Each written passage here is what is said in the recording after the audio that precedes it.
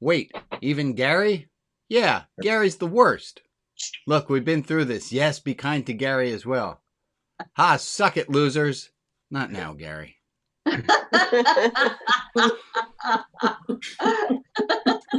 Yes. How many of us, I think this is a universal, is that we all know we have to be kind to everyone, including Gary. Yeah. Yeah. Oh, that's just a great one. Okay, well, good morning. Let me start us off. I'm Rabbi Brian. Today is September the 24th. This is the Religion Outside the Box weekly gathering. How do we like that title? That's very different. That's my favorite so far. So far, we keep changing it. Yeah, that's good. We like that one. Thumbs up. Takes a while. I think maybe we could take a little moral and lesson from that, is that first time out isn't always the best. Things take iterating and living with and tweaking. But this one I'm good about. Let me say good morning to all the people who are on Facebook. I know there are people on Facebook who are watching and on YouTube, and anyone who's watching afterwards who's not with us live, welcome. Glad you're here. And let me show all the people who are here live. Hello, people who are here live. Wave. Hi, Shmuley. And we say special hi to our friend Shmuley, who's in Puerto Rico, which he has electricity now. So that's a big improvement over a few days ago. So welcome. I'm going to take you guys all off of this screen. Again, usually I like you guys to have with the Carol. I hope you feel better. Please leave your microphones on so that you can participate and engage. This is a different way of looking at a religious gathering and service. It's not me with the holy books reading exactly the words that are written on the page. This is a different way of looking at a religious kind of gathering where we have a task. I wrote it down somewhere. Don't know where it is. Here it is. So we have a task. Askadero. That our task is, as a group of individuals, to explore our spiritual religiousness with special attention paid to the happenings in the here and now. That our task is to observe ourselves and see how do we do these spiritual religious things like love each other, forgive each other, interact as a community. How do we do all those things live here, not just conceptually? And that cartoon that I started with about Gary seems partly on, is that how do we do this religious thing? It's not just on paper, but how do we make that happen? I want to start us today with the ex-president of the United States referred to the prosecutor, the Attorney General of New York State, as peekaboo. I don't know if you guys all saw that one. She's an African American woman, and he referred to her as a combination of pickaninny and jigaboo, which was just so horribly distasteful. And this is coming on the same week as there was some here. The Little Mermaid. They're doing a redo of The Little Mermaid. I don't know. How many of you know that? You don't have little enough kids. Oh, y'all knew that. That's fantastic. Now, do you know that because of the controversy, or you know it because you're a big fan of The Little Mermaid? Controversy. There's a controversy. For those of you who don't know, there's a Little Mermaid who's the remake of The Little Mermaid. The Little Mermaid is black, and here's a cartoon from my friends at Progressive Christianity. The Little Mermaid can't be black, brought to you by the same people who brought you this. This is Genghis Khan, who's white, Othello in blackface, Jesus, who's white, and the Prince of Persia, who's also white. Sometimes words fail. Last week I started us by looking at, and there's, Alex, tell me what's the best way to show a video. Can I just send you the link and you put it on? You can either share your screen with the video and make sure that you enable for video clip and audio, or you can send me the link and I can do the same thing. I'm going to send it to you, Okay. mainly because then I don't have to do it. Okay. So hold on. It's going to be a very short link. A woman named Jane Elliott. How many of you are familiar with the Brown Eye, Blue Eyes project?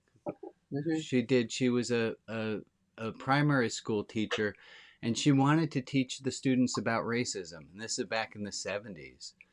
And she divided the students up into brown-eyed and blue-eyed. And then they did this very same experiment on the Oprah Winfrey Show in 1992, if you want to take a look through history and look at that. And they divided the audience of blue-eyed and brown-eyed. And Jane Elliott made the announcement. She did it first with her primary school students, and she said, you know, it's scientifically proven that people with blue eyes are superior to people with brown eyes. Or she did it the other way. I think she might have switched it halfway through the experiment. In the Oprah one, she did brown eyes are superior to blue eyes, and she had her staff, the Oprah one, treat the blue-eyed people worse, and they gave snacks to the brown-eyed people, and they replicated racism. And go figure, the blue-eyed folks started to get really pissed off and angry and yell, which just proved that the blue-eyed people were inferior. It was a startling discoveries that you could take kids and train them, show them that racism is taught. It's just something that we're taught, and we then believe. And they did that with a group of adults. And I want us to watch this little video of Jane Elliott did. It's about a minute long. Hold on, we have Bob. You have your hand up. What's up, buddy? I have an announcement. We increased our family size. We have a new great-granddaughter, Leona. Well, Leona, welcome to the world, Leona. Thank you for sharing that news with us, Bob. Congratulations. That is good news. Good news.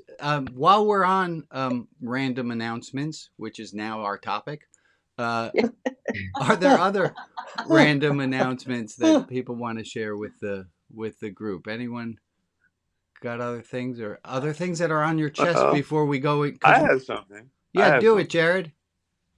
I am walking after 3 years in a wheelchair. Terrific. Wow. Wow. Way to Wow. go. Three years in a wheelchair, and then I did an amputation of my lower left leg, and got fitted with a prosthetic leg, and now I can walk, I can run, I can jump, I can climb stairs, I can pick things up and carry them. I can do my household chores. Amazing. I can drive.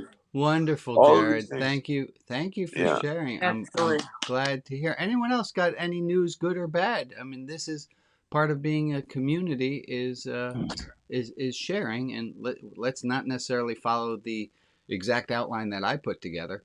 I don't say that to be obnoxious at all. I mean that seriously. This is a group. I'm not. I might be the guy whose room it is, but that doesn't mean that we do exactly what I thought. Other things that people want to share on? We're all at our homes or in our... We're all coming to you from our own place, into your home and you into ours. Yeah, we're making equal billing. I appreciate that. Thank you. I do want to start with a few words and see if we can make some sense out of these, and then we're going to get to other words in this video. Just one quick addition. Yeah. Wendy's mic isn't working, but her mother Jerry just passed away. Oh, thank you for telling us. Thank you for telling us about Jerry. Thank you, Wendy. Yeah. I want to start with some words today. Intent versus impact. They're different words. Obviously they're different. They're different words, folks, in case you didn't know that. They're different words, but they're two things, and they have slightly different meanings. They're related to each other. There's what I meant to say, and then what you heard. And that my intent is not necessarily what you heard. And I had done this before, and we called it the meaning of communication is in the response elicited regardless of intention. That what you mean to say and how it's taken are two different things. Bob, I see your hands up again, bud. Yes, I'm sorry I distracted you from showing the video that you had planned to show. Well, thank you for not distracting me with your second comment.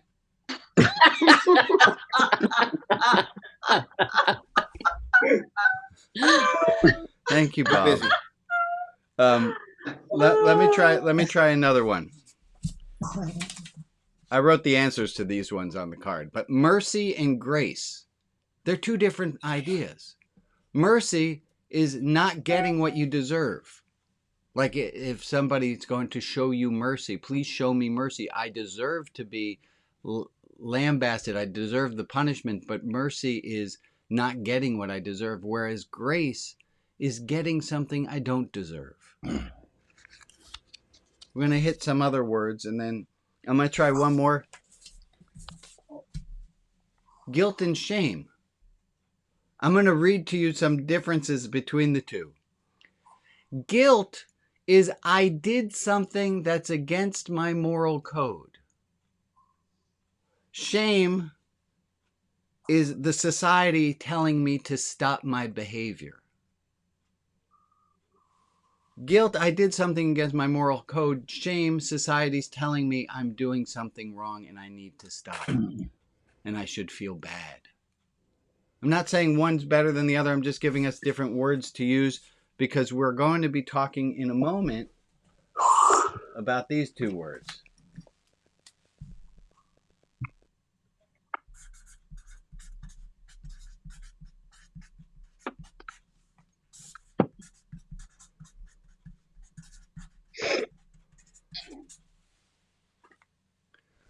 There is a difference between not being racist and being anti-racist.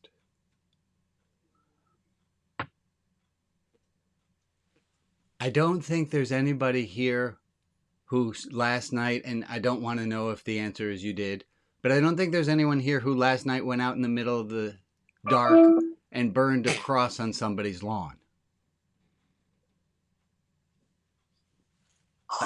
I don't think that any of us are there's a difference between not being racist and about being anti-racist. And let's roll that video. Can we roll that video, Alex? It's a short video, and it's really going to be a little bit upsetting. Okay. I'm queuing it up right now.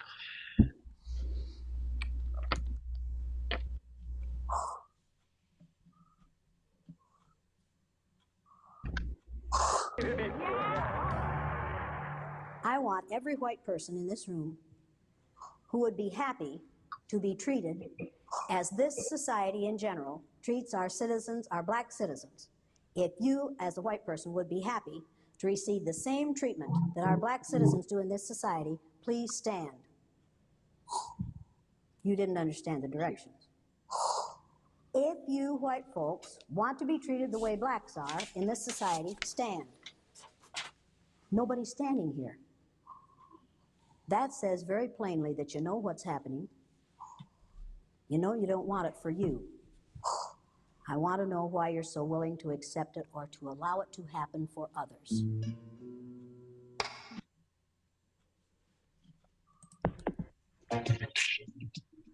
Wow. It's powerful, isn't it? Very. Wow. Yeah.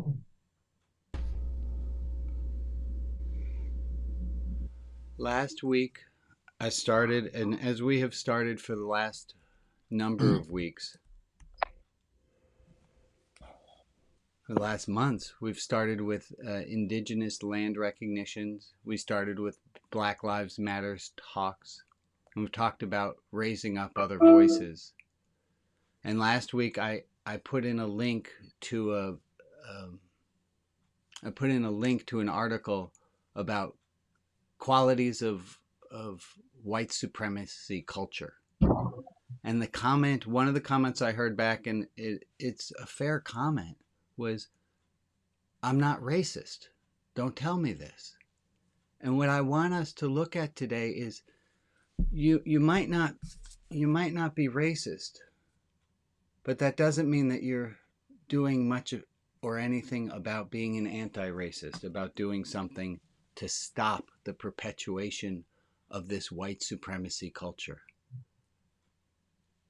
And we're going to talk about this today. We're going to talk about white supremacy culture and how we are possibly all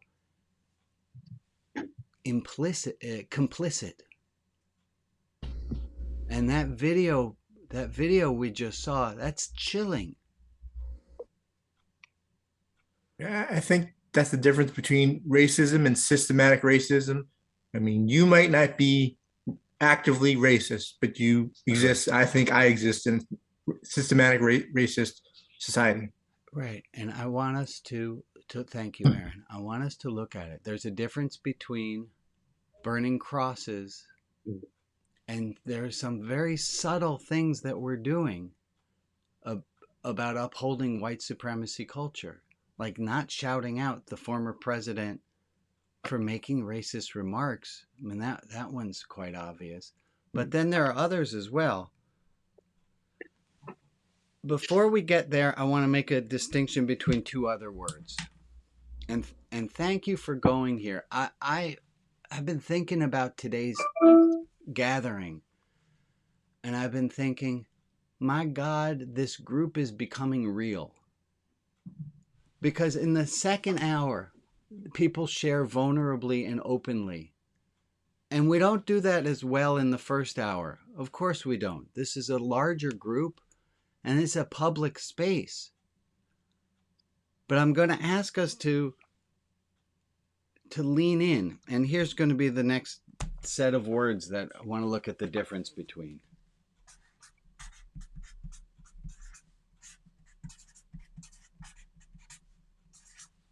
Last week, Kip helped us get a great definition of what it means to have a safe space. He used a lot of words, and I'm going to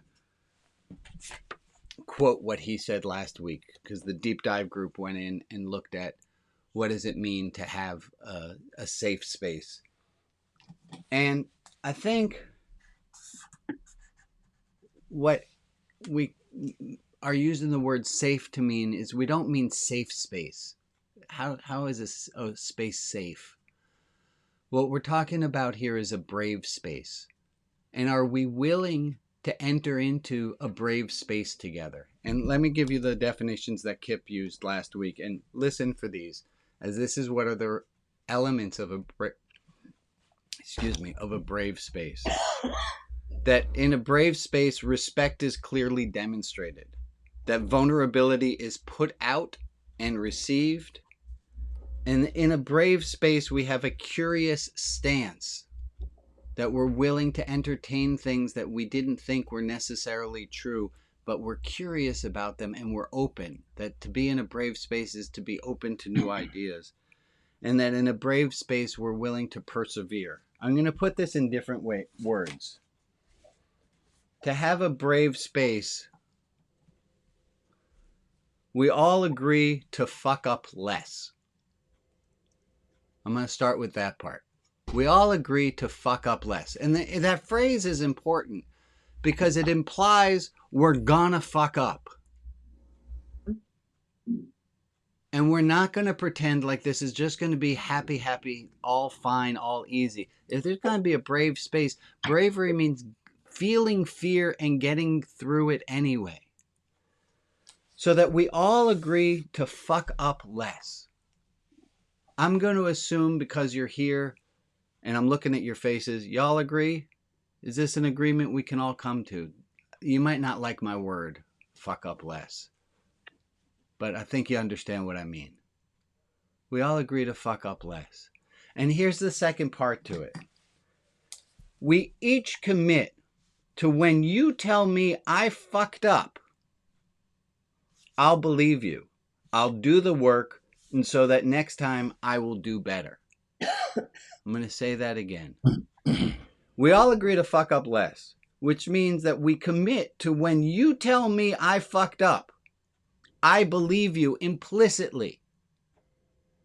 I go, wow, Impact versus intent. Sure did not mean to fuck up. Did not even think I did. But you told me I fucked up.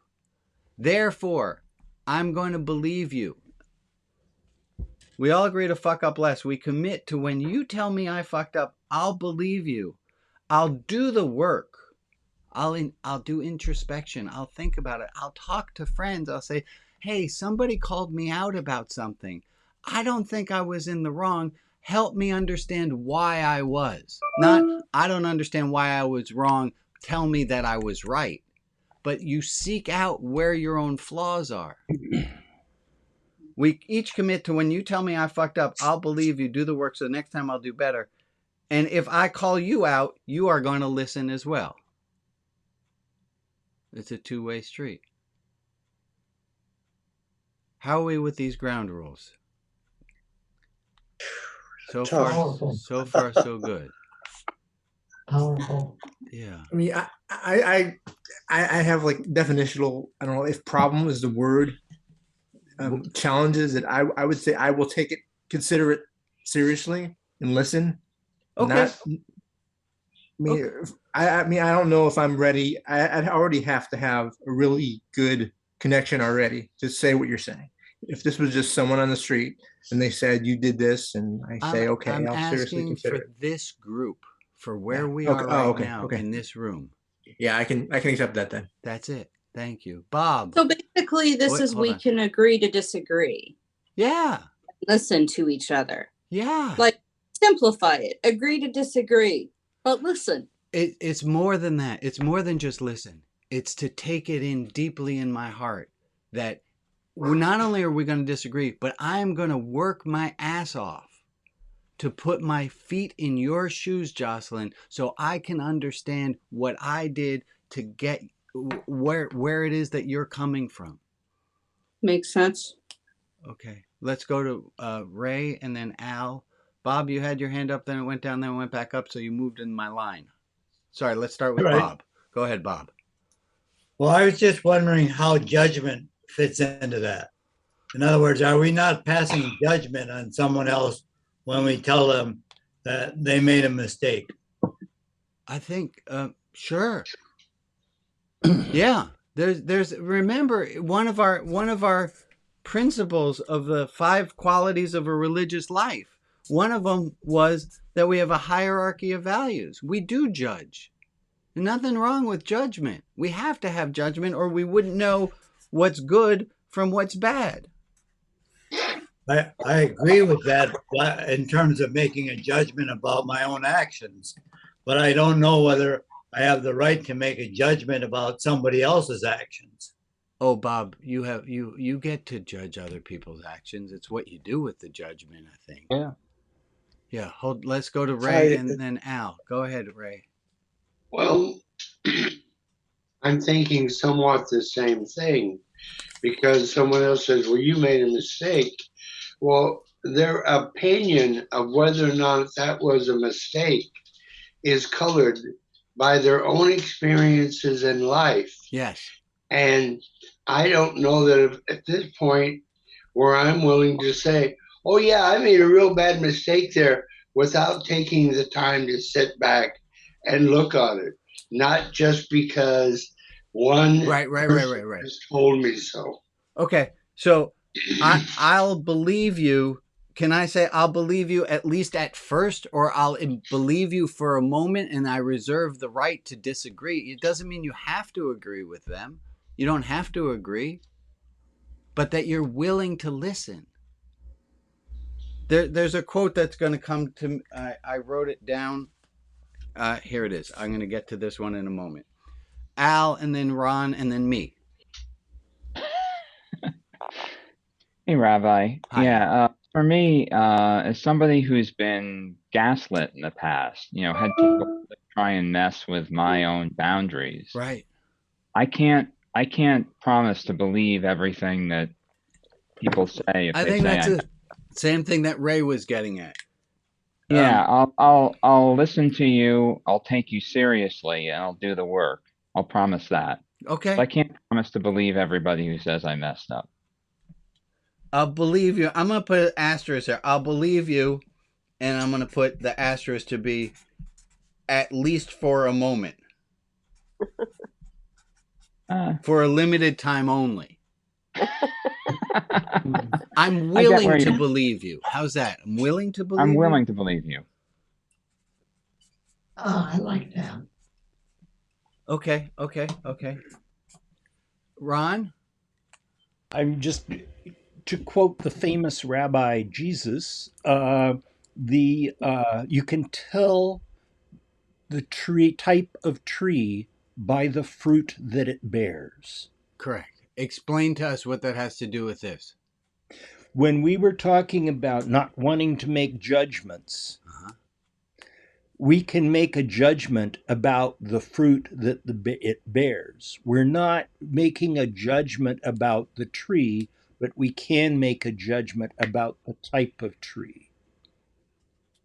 I'm afraid I'm not following, Ron. Okay. Like, I get the whole fruit in the tree thing, and that the fruit comes from the tree, and if somebody's an ass and they do an asshole thing, then the tree's right. I get that. Right. But, I don't want to just say that they're an asshole, but I can say that if they consistently make jokes about, gays or blacks or, that I can say that person is racist and doesn't realize it. Okay. I got you. I don't know what may not realize it. I don't know what to do with this fact. But golly gee, have we heard from a lot of older white men?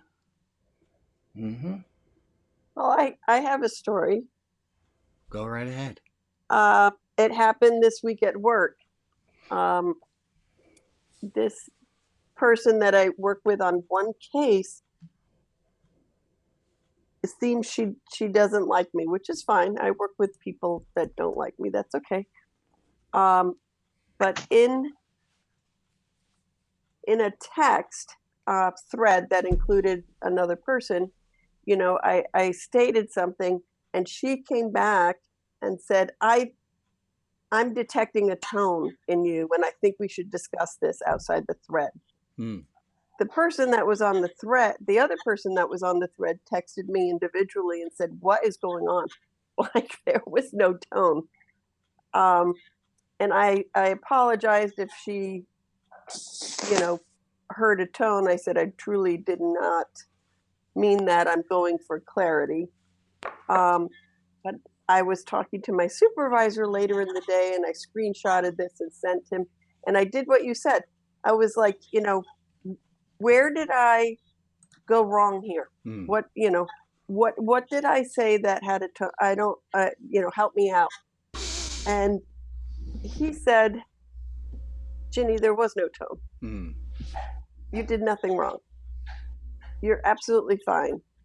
She interpreted it different than you intended because of something that's going on with her, not with you.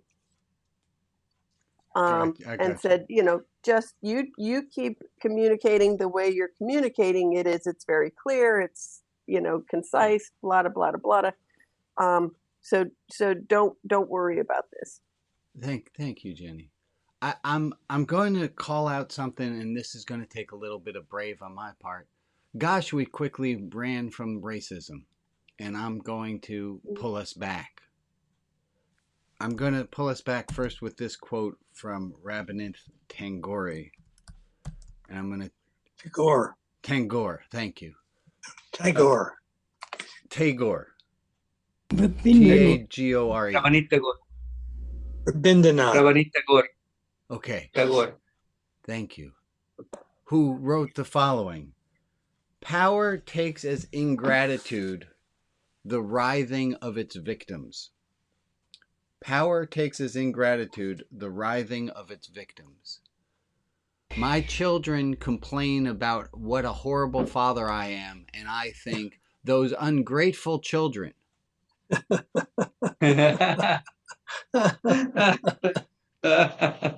And through that. Right?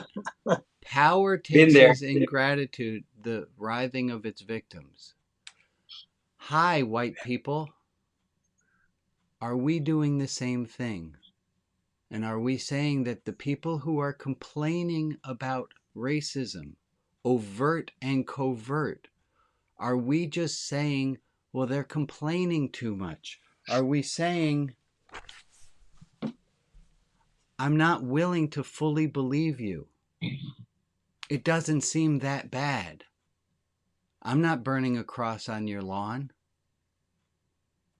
We're going to go to Harold and Connie, and then I'm going to come back. Yeah. You remember last week I gave you a book written by Isabel Wilkerson called Caste, C-A-S-T-E. And for people that don't really live in that world or didn't grow up with it, she gives you an absolutely clear, documented system that shows white supremacy is absolutely powerful and it's absolutely built into our system. And she takes it from way back to right now to today. Right. And by the time a white man like me that never grew up with it finished the book, I had a whole new perspective of something I didn't even realize. Oh, we're gonna bring that perspective to other people today. So sit tight. Thank you, Harold. I'm glad your eyes are opening. Al, and then Ann. Hi, Ann. Yeah, hi. I just, to me, there's an element of discernment in your question about racism. Because if I believe easily anybody who comes to me and says I'm wrong, I would also believe easily the people that say I'm letting foreigners into this country to diminish the power of white people. Because I have people telling me that too. So there's kind of two sides to this, and to me, I have to keep my discernment to maintain my own whole. I want hold me to what comes up next based on what you have just said. But let's put out where I'm going and then and circle back. Yes, Ann. Al said better what I was going to say. When I look at number 2, when you tell me I screwed up, I believe you and agree to do the work. I have most of my cousins are very, very MAGA. And one of them has said to me, why would anybody ever want to go to Europe, especially Northern Europe, because they're socialist and therefore they are starving, just like Venezuela. And this is my MAGA cousin. Okay. And I said, have you ever been in Europe? Oh, no, I'd never want to go there. They don't have enough to eat. And I said, well, my husband and I have been there many times. And let me tell you, they have really good food and it's abundant. So they really are doing well. And she said, oh, they just probably put on a show for you Americans. They are starving because they're socialists. They have to be starving. Now, if I do not apply, she also tells jokes with N-words. If I do not apply discernment, as Al was talking about, I cannot say, oh, I'll believe you at first and I'll agree to do the work. I can't do that. Okay. So, yeah, these are 2 white people we're talking about, but they're 2 white women. So, I got you. I mean, thank you, Ann. Thank you. And there's a great Mark Twain quote that I've been thinking about since Trump got elected, which is, it's easier to fool somebody than to convince them they've been fooled. Okay, now let me bring us circling back. But I'm not racist, you say.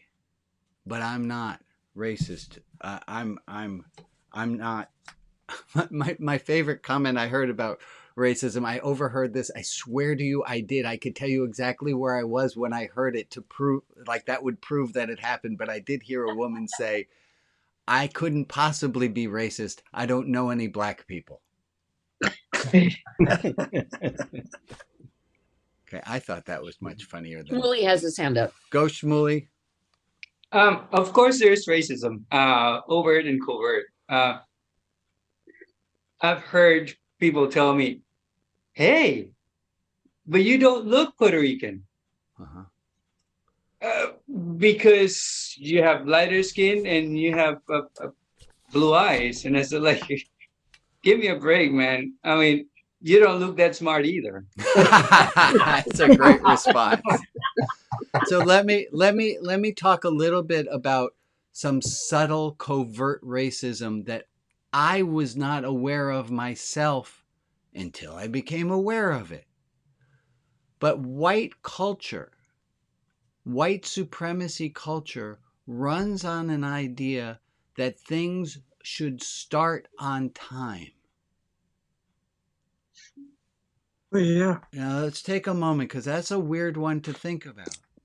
We all think, or I can say for myself, I think things go better because we have clocks and everyone agrees and we're going to start on time and we're going to end on time, and it goes better that way. And then the next question is, it's better for whom? And if the answer is it's better for most, then what does that mean about the people for whom it's not better? That you don't value them? White supremacy culture has an idea that there's one right way of doing things.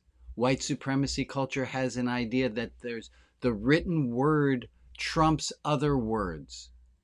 White supremacy culture has an idea that quantity is more important than quality.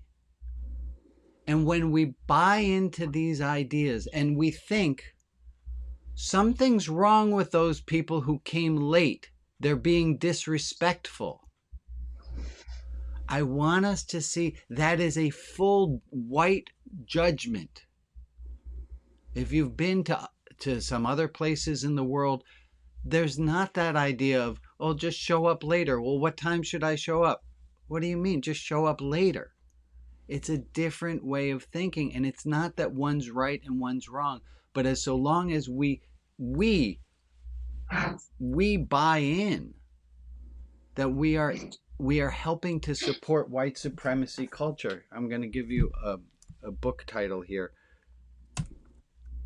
This is an easy enough to read book that I picked up. It's called Rise Up: How You Can Join the Fight Against White Supremacy. It explains some of how some of this is covert. And then there's some historical things, like I didn't know there's an idea of reparations, that the American government should pay reparations towards people who were enslaved. And I found out that there were reparations paid immediately after the Civil War, but they were paid to the white ex-slave owners. Right. Did you know that? Yeah. It's in the book. It's in that white folk, that the black folk who did the work weren't the ones who were given reparation and paid. That the white folks were. How fucking crazy is that? I'll say one more thing and then I'll get to your comments. This is on us who are white or pass for white to take up and do this work. To ask our African American, Latino, Native, BIPOC friends to take up and to ask us for help is giving them yet another thing to do. Where I'm the one who's gaining from white supremacy culture, it is my job to do, to take on. I'm going to be quiet for a little bit. We'll go to Bob and go to other thoughts. I'd love to hear from voices we haven't heard from yet. Go ahead, Bob. Is racism considered only to be experienced on the part of white people? Or is racism something that is universal across all people of different colors? All I know is right now we got white supremacy and we got people who aren't white who are suffering. And my question is, are we going to believe them? Are we going to believe the non-white folk who say, y'all have fucked up? Are we willing to entertain that, or are we going to dismiss it out of hand? I understand that, but what I'm saying is that that in my life experience that I was not necessarily mistreated by a group of black men until they found out that my roommate was black. Okay. And then I was treated a whole lot differently. Okay. And that I went to a racism class or seminar a few years ago, yeah, where the story was presented where there was a white woman who had a child and they were in the park. And a black woman was sitting on a bench a ways away. And the child all of a sudden started running away and toward the black woman.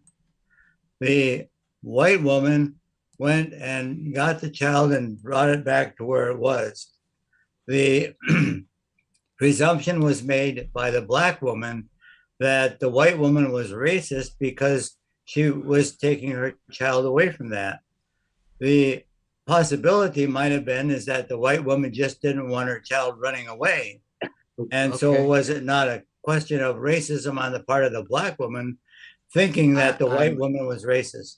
I possibly, probably, yes. We're always going to find yes, but let's bring it back to where we are now. I want to hear from other people in the here and now, other reactions to this. And again, let me go back to one other thing. My intent is not to make you feel bad. I might have.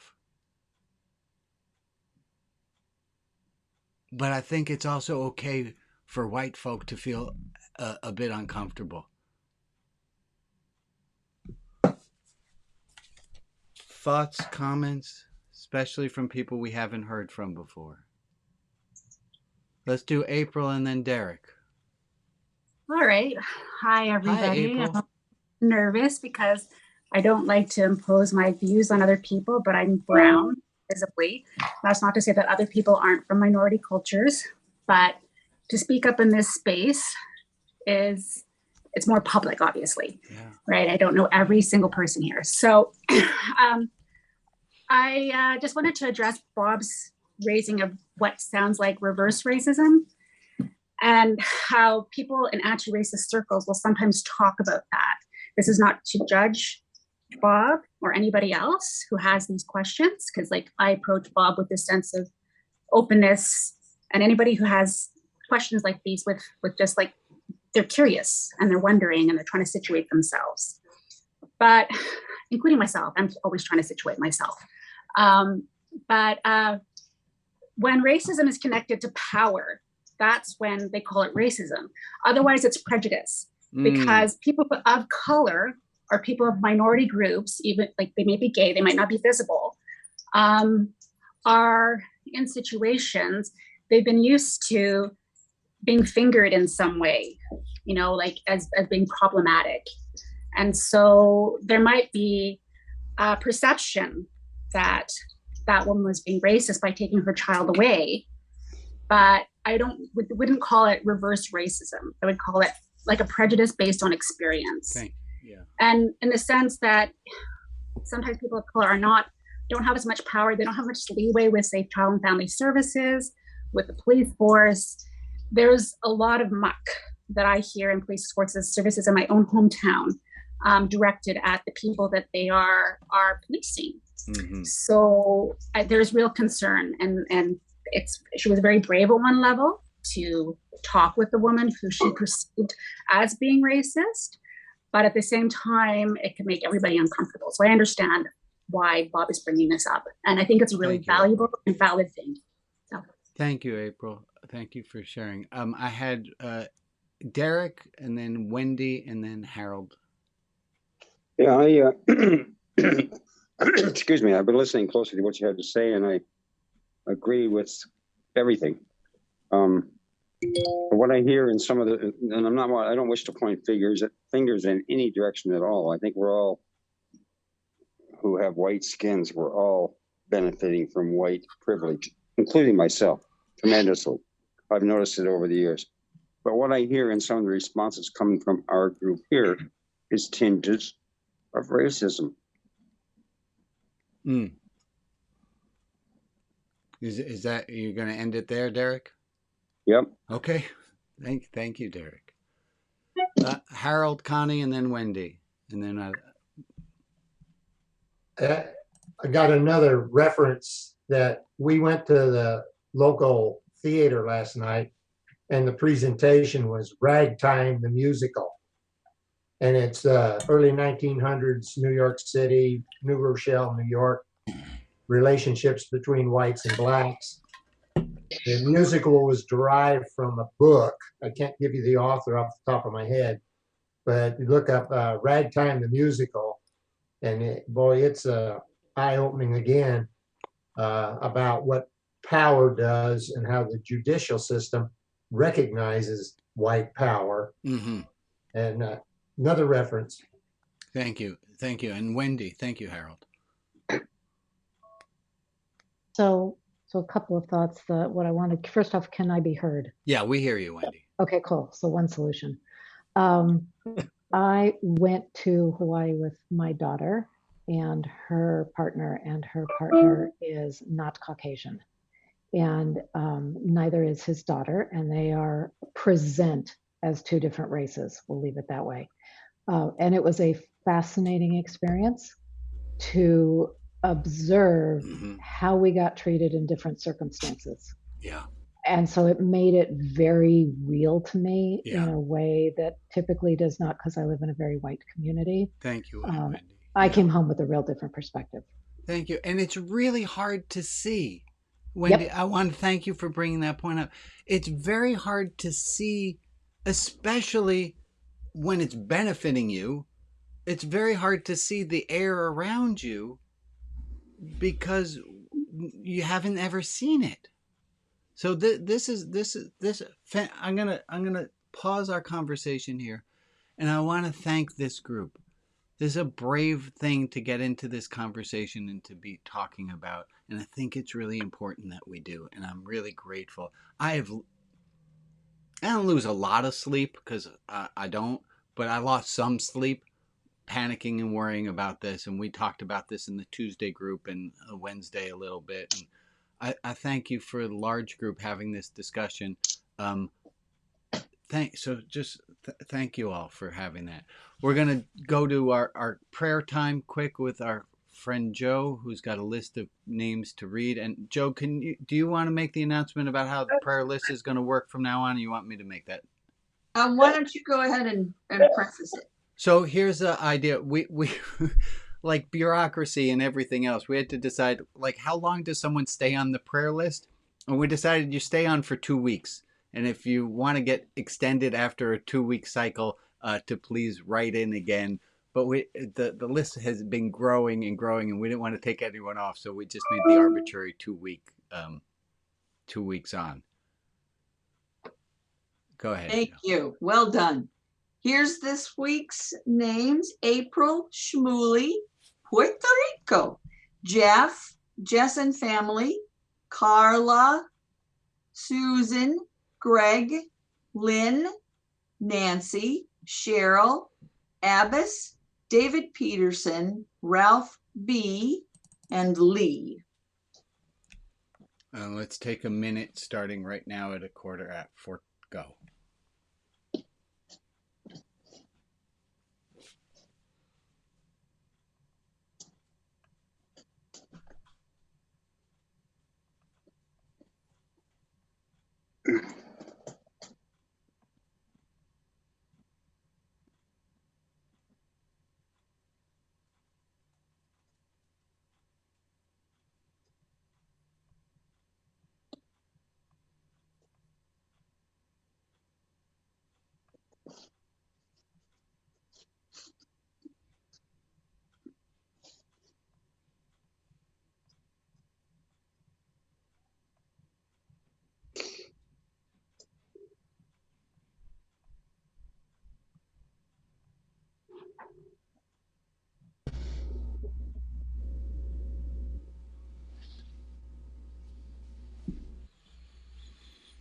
Thank you all. A few announcements to make. First, there was a comment in the chat by Amanda that I want to read out loud. It says, as a white anti-racism trainer, I have worked hard to be comfortable understanding that, of course, I'm racist. I benefit from racism 100 times a day, and my thoughts are far from pure on racial issues. Once I accept that, we are free to heal, to become more accountable, and continue growing with less defensiveness. So thank you, Amanda, for putting that in the chat. I have a few announcements. Next Friday. Amen. Next Friday is a high holiday service that everybody is invited to, a Jewish high holiday service. I'm going to ask you guys, because you are like the regular crew, we're going to not have the chat open next Friday during service, because it's a little more high church of an experience. And if you want to communicate with each other, and the chat is, there's some platforms where they can't turn the chat off, and it winds up being distracting. So we're going to ask people to go over to the clubhouse if you want to do chatting with each other, to do it in a separate vehicle there. Other announcements, I have them here. Next Saturday's service is the one after next Friday, and next Friday I'm going to be tired afterwards. So next Saturday's service has become traditional of the one where you guys talk about one thing that you've learned. Here's something that I've learned, and here's a lesson that I'm going to take. Here it is in a little bullet or a summary. And I love that service, because I sit back and I just hear how much you guys have picked up and different bits of wisdom. So we'll get to that next Saturday. Everyone's invited to. Hold on. Hey, this is my weekly announcement. If you find yourself depressed, that's okay.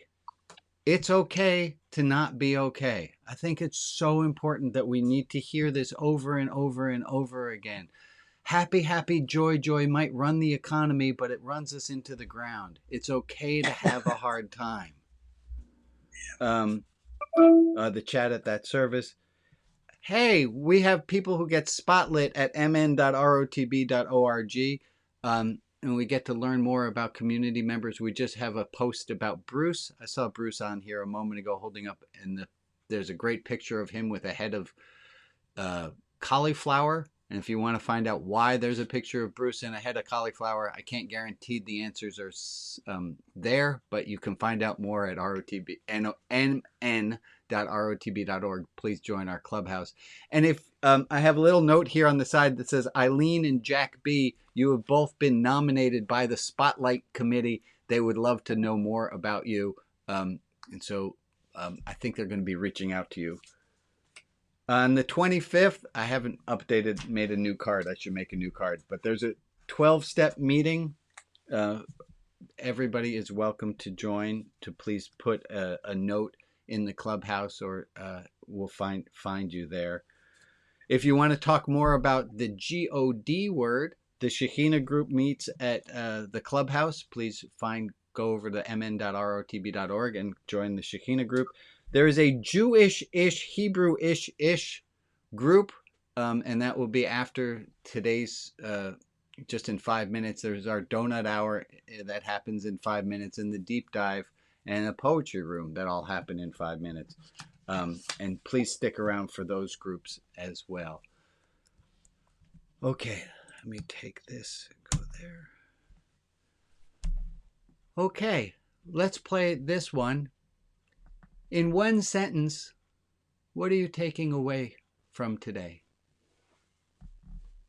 Think about one sentence. Someone says, hey, what'd you learn at that ROTB weekly gathering? What was the moral? What'd you get? I'll tell you what I got was, it might take a while, but people live up to their good names. I was so impressed with how this discussion went today. And we could not have done this a year ago because I don't think we knew each other and trusted each other well enough. So I'm really, that's more than one sentence. I'm going to shut up now. Okay, one sentence. What do you got in one sentence? Go ahead, Jack. Innocence is no excuse for what's happening around you. Bam. That's a good one.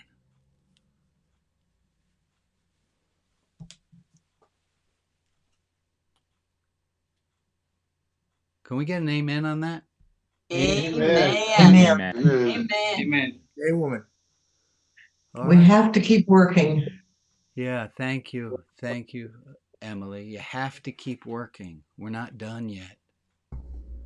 Amen. Yeah, Steve? Just as a starting point, I am part of the problem.